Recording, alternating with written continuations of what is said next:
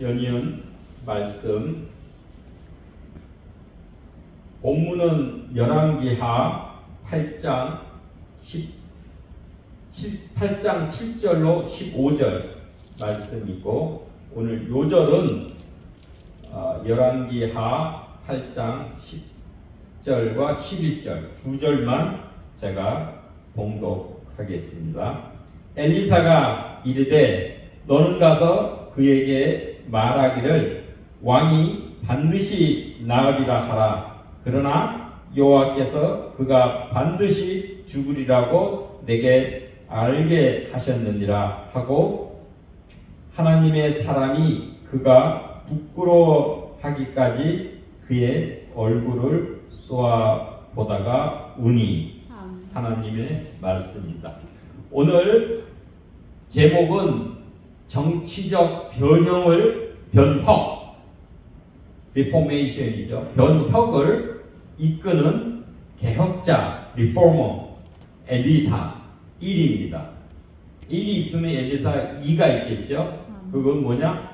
오늘은 이제 아람 나라의 정권을 교체합니다. 왕을 바꾸는 이야기고, 이제 다음에는 2는 북이스라엘의 왕권을 바꾸는 정권 교체 그 이야기가 이제 이어집니다.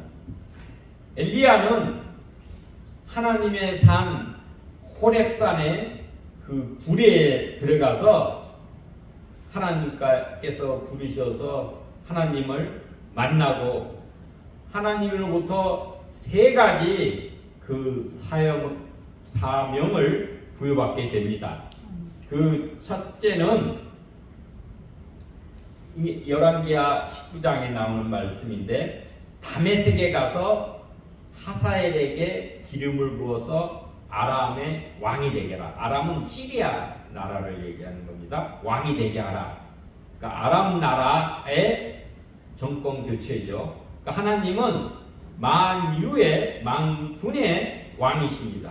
그래서 이스라엘만, 선민만 다스리는 분이 아니라 온 인류, 이방 나라까지도 다스리는, 그것을 이제 증명해 보여주시는 것이죠. 그 다음에 둘째는 군대장관 예후에게 기름을 부어서 북이스라엘의 왕을 교체하는 그런 사명을 주십니다. 셋째는 아벨 무올라의 사밧의 아들 엘리사에게 기름을 부어서 너를 대신하여 선지자가 되게 하라. 그러니까 엘리사가 엘리야의 후계자가 되도록 하는 일, 이 3가지 사명을 하나님께서 엘리야에게 호렙산에서 사명을 부어주십니다. 위에 3가지 사명 중에서 엘리야가 생전에 달성한 것은 후계자 엘리사를 세운 일뿐입니다. 그 후계자 엘리사가 엘리야의 나머지 2 사명을 달성하게 됩니다. 인생은 릴레이 경주입니다. 자기가 맡은 구간을 열심히 뛰고 다음 주자에게 바톤을 넘겨주어 달리게 하면 됩니다. 내가 반드시 출발을 했다 하더라도 올인을 하지 않아도 그 사역을 후계자가 계승, 발전, 달성하면 됩니다. 새 전환의 시대에는 새 인물이 요구됩니다. 새 인물이 새 시대를 만들어 갑니다. 먼저 하나님의 마음에 맞는 합한 새 인물을 발굴해서 가르치고 양육해서 새 시대를 리더할 인물로 우리가 세워가야 합니다. 엘리사는 엘리야의 후계자로 엘리사가 생전에 못다 이룬 정치적 변혁을 이끄는 아람 나라의 정권 교체, 왕의 교체이죠. 북이스라엘의 정권 교체인 그 예언 사명을 실행하게 됩니다.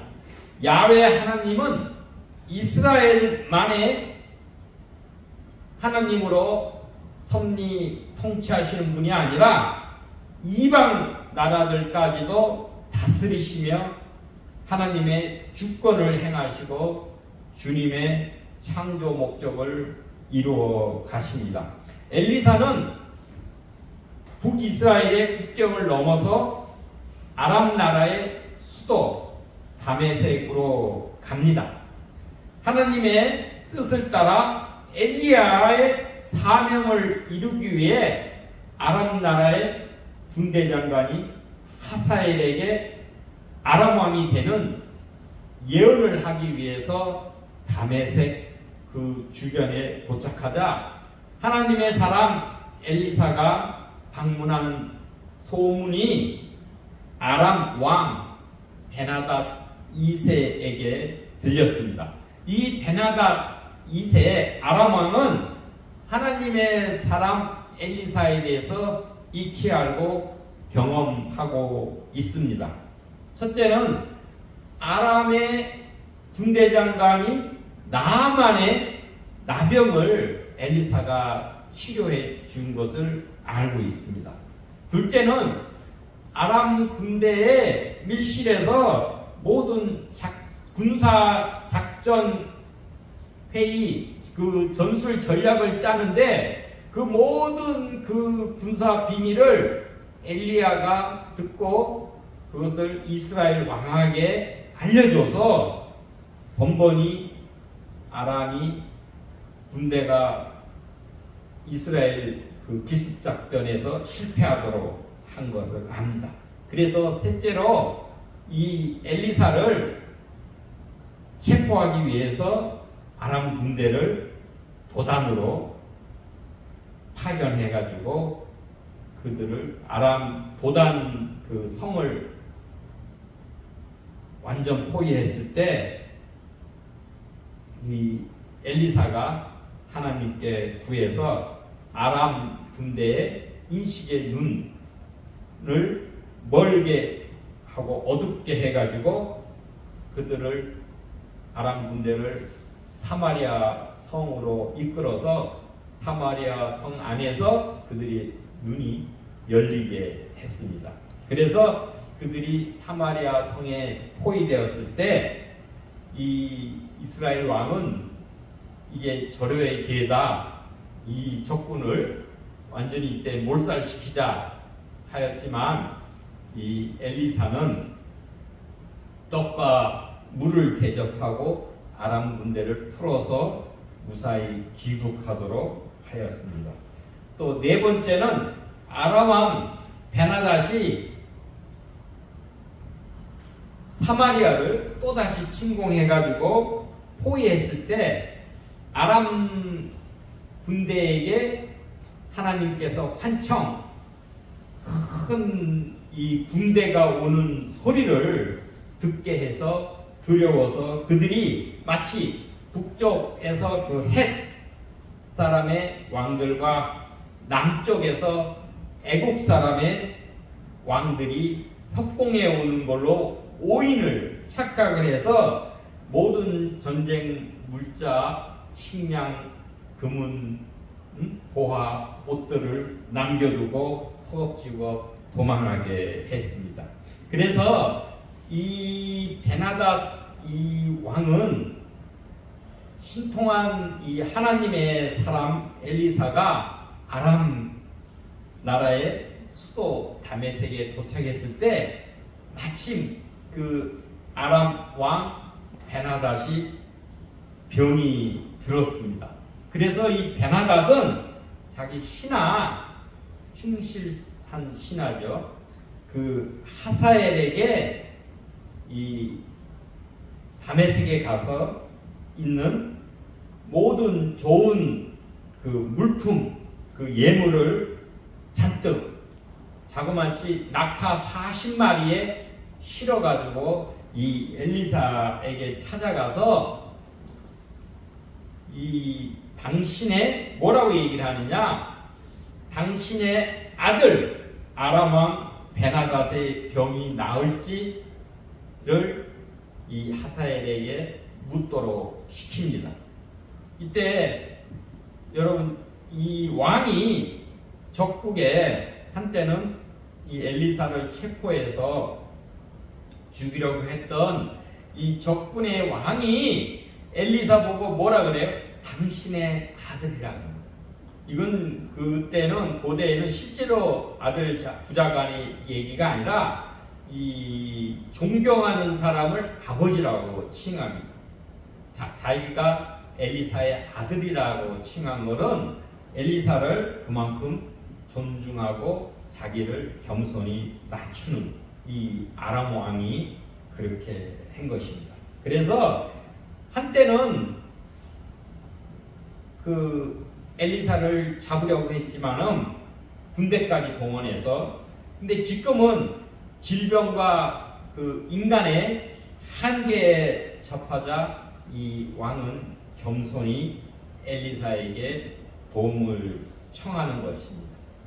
이때가 마침 엘리사가 다메섹에 갔을 때 아람 왕이 병이 들어서 그 자기 신하를 보내서 그 자기 병이 낫겠는지 묻는 거예요.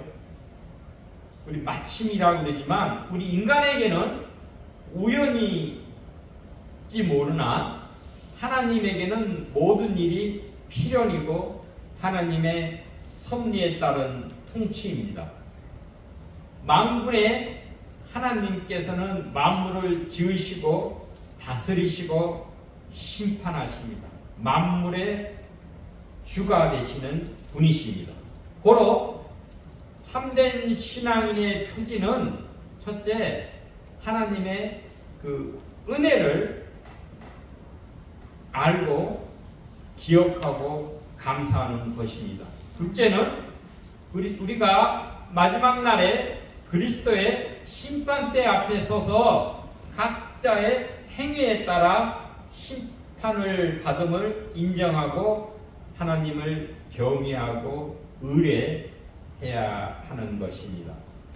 이 베나닷 왕은 한때 엘리사를 체포하려고 했지만은 지금은 병이 들어서 엘리사의 그 경이로운 그 기적의 행사에 압도되고 자신을 낮추고 엘리사를 존중하는 표현을 했습니다. 근데 여기서 보면은 우리가 이 이방 나라 아람은 하나님과의 비언약의 백성입니다.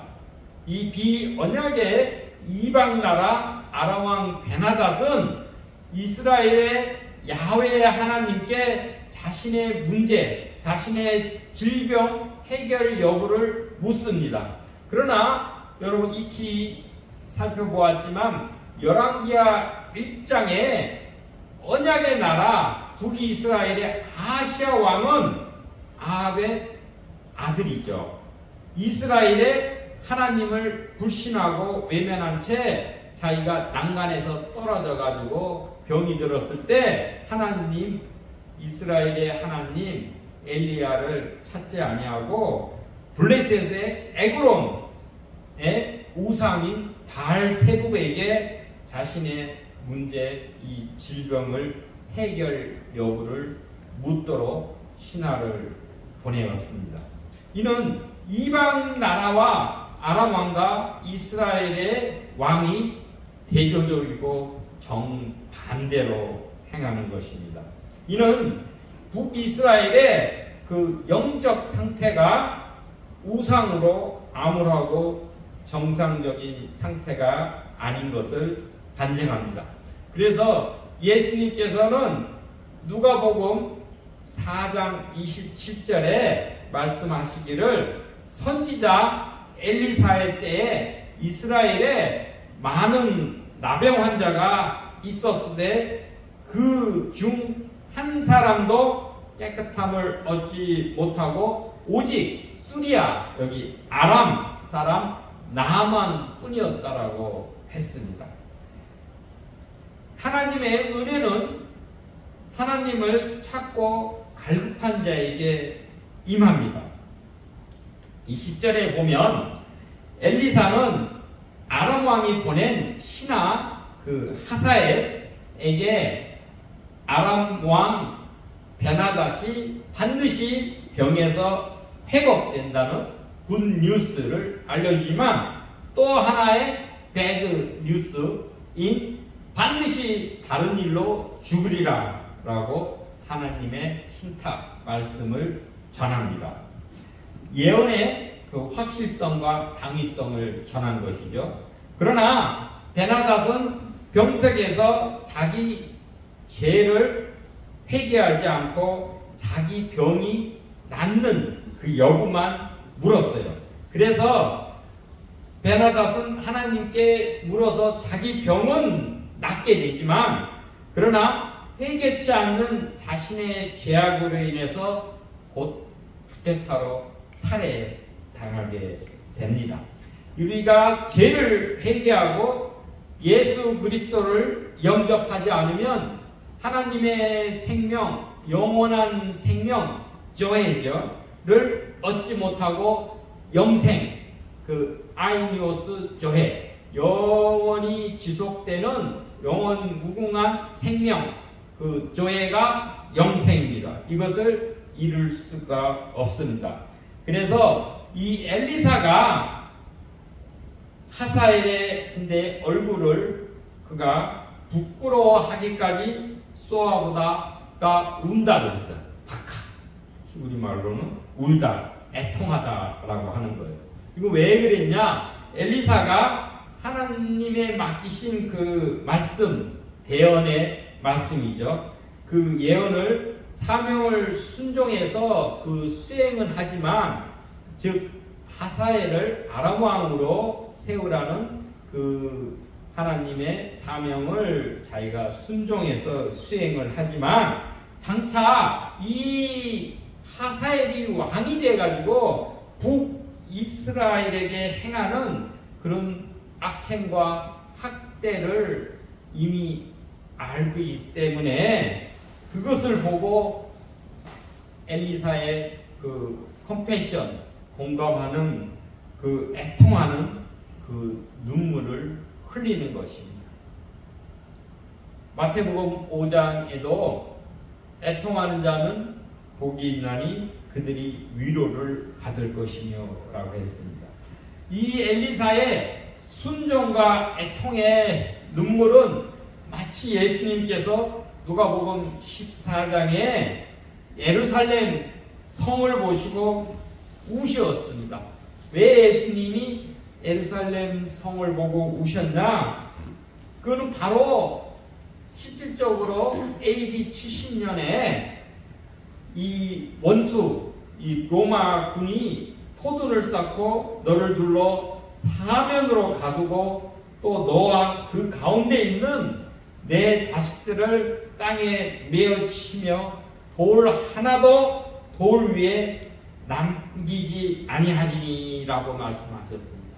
실제로 예루살렘이 멸망을 그걸 미리 모시고 예루살렘에 있는 그 백성들에 대한 애통하는 마음으로 우신 거예요.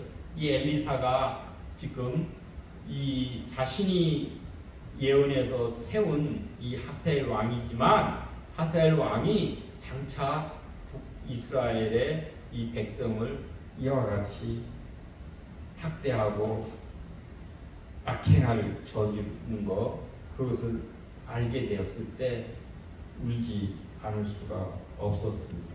이 무한하고 또 황당하여서 하사엘이 엘리사에게 내 주여, 그 주여예요. 엘리사 보고 이 하사엘도 주여, 주님, 헬라어로 보면 큐리오스 그런 거죠. 주여, 어찌하여 우시나이까? 왜 우십니까? 라고 얘기해요.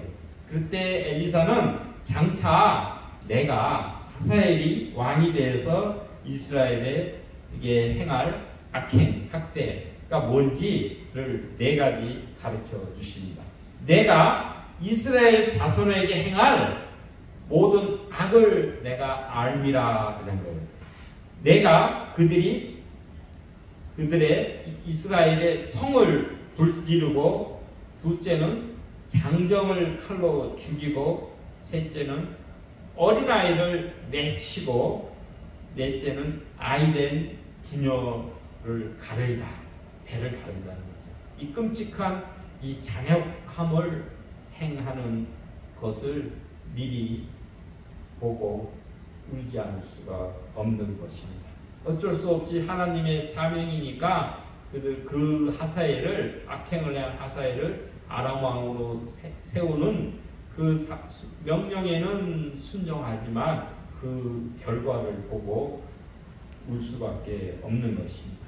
이 실제로 하사엘이 왕이 돼서 북이스라엘의 영토를 공격해서 이 요단 동쪽 전 지역을 점령을 하게 됩니다. 이게 이제 열왕기하 오늘 8장이죠. 이제 2장 넘어가 10장에 32절 34절에 기록이 되어 있습니다. 하사엘 아람 왕이 북이스라엘의 예후의 아들 요아스의 백성을 멸절하며, 그러니까 멸절, 다 죽인다는 거죠. 타작마당에 티끌같이 되게 한다 라고 열왕기하 13장 10절에 말씀하고 있고, 또한 여호와께서 이같이 말씀하시되 이 다메섹의 서너 가지 죄를 심판하시는 거예요. 그들이 뭐냐면 철 타작기로 타작하던 길르앗, 무슨 요단 동편이죠, 을 압박하였다라고 아모스 1장에서도 말씀하고 있습니다. 이 13절에 하사엘이 이르되, 그 얘기를 들었을 때 내가 당신의 개같은 종이다. 아까는 주여, 당연히 종입니다. 근데 이게 더 낮추죠. 종인데도 어떤 종이다? 개같은 종이라고 자기를 더 낮추면서 내가 무엇이길래 이렇게 큰일, exceptional하고 extraordinary요.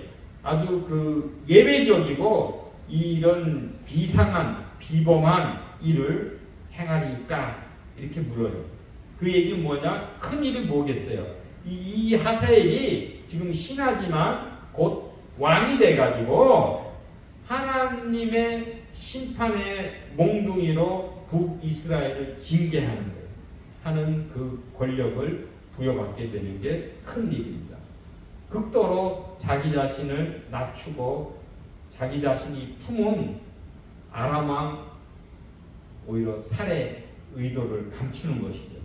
그러나 엘리사는 여호와께서 내가 아람 왕이 될 것을 내게 알게 하셨다라고, 네가 곧 왕이 된다라고 하나님의 그 예언을 알리게 됩니다. 역사는 하나님의 섭리와 통치에 따라 진행됩니다. 그 엘리사의 신탁으로 인해서 하사엘은 내심 자신의 그 쿠데타 계획에 대해서 한층 정당화와 합리화를 가지게 되었을 것입니다. 14절에 보면 하사엘은 엘리사를 떠나 아람 왕 이제 베나델에게 가서 왕이 그 엘리사의 말을 물은 거예요. 뭐라고 그랬느냐 하니까 왕이 반드시 살아나시리이다. 굿뉴스, 좋은 소식, 반만 정하는 거예요. 그 후에 왕이 다른 일로 반드시 죽으리겠습니다 라는 거는 말 안 하고 병에서 살겠습니다 라만 반절만 그 대답한 거죠. 근데 베나닷이 이 병으로 죽으면 자연스럽게 그 권력이 자기가 이 하사엘이 얻으려고 하였지만은 이 하사엘이 베나닷이 병으로 죽지 아니하고 병에서 회복된다고 하니까는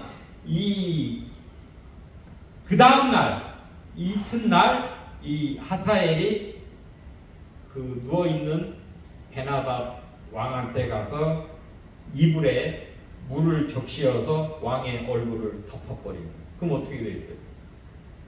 숨을 못 쉬어서 왕이 이튿날 바로 질식사하게 되고, 그 뒤를 이어서 하사엘이 아람의 왕이 된 것입니다.